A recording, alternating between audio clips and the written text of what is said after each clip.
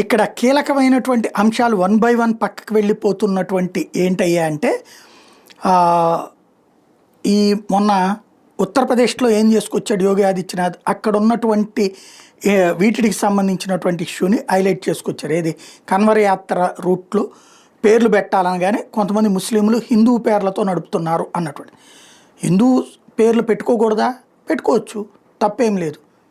అదే సమయంలో తన యజమానిగా తన పేరుని హైడ్ చేసుకొచ్చారు. అట్లాంటి వాటి ఇప్పుడు మధ్యప్రదేశ్లో ఇట్లాంటి ఇష్యూ తెర మీదకి రావడంతో కొత్త చర్చకి తావిచ్చింది. కంద్వా ప్రాంతంలో ఒక దాబాలో టమోటా కర్రీలో మాంసం మొక్క వచ్చింది, మటన్ మొక్క వచ్చింది.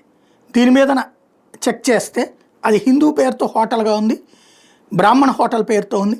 తెర చూస్తే అది ముస్లింలు నడుపుతున్నారు. ఇప్పుడు ఆ అంశం మీద ఆ దాబాని సీజ్ చేసి విచారణ చేస్తున్నారు.